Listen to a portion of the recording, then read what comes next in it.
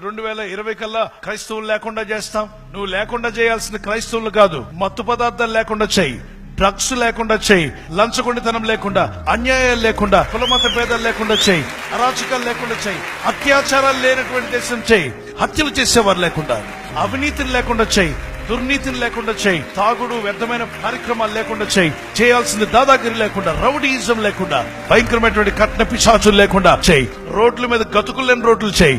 నువ్వు లేకుండా చేయవలసింది ఏంటో తెలుసా? కీడు కలిగించేవన్నీ లేకుండా చేయి. దేశానికి క్షేమం కలిగించేది, దేశానికి మేలు కలిగించేది లేకుండా చేయడం మేలు కాదు. దేశం కొరకు ప్రార్థన చేస్తున్నారు వాళ్ళెవరూ క్రైస్తవులు, దేశం కొరకు సేవలు చేస్తున్నారు వాళ్ళెవరూ క్రైస్తవులు.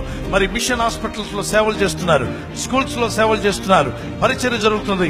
ఎవరికి హాని చేయకుండా అనేకులకు మేలు చేస్తూ, రక్షణ మార్గం నడిపిస్తూ, పాడైపోయిన వాళ్ళని బాగు చేస్తూ, తాగుబోతులను బాగు చేస్తూ, తిరుగుబోతులను బాగు చేస్తూ, ఒక నీతి మార్గంలో జీవించమని ఎంతో మంది వారి జీవితాలను సరిదిద్దుకొని మనసులు మార్చుకుని లంచాలు తీసుకోవడం మానివేసి మంచిపనులుగా జీవిస్తుంటే మేలు కాదు ఇదంతా? క్రైస్తవుడంటే లోకానికి దీపం, దేశానికి ఉప్పు వంటి వాడు. ఉప్పు లేకుండా చేస్తే చప్పగా ఏడుస్తుంది కూర, వెలుగు లేకుండా చేస్తే చీకటితో ఉంటుంది. మేలు చేసేవాడికి కీడు చేస్తే వారి ఇంట నుండి కీడు తొలగిపోదట.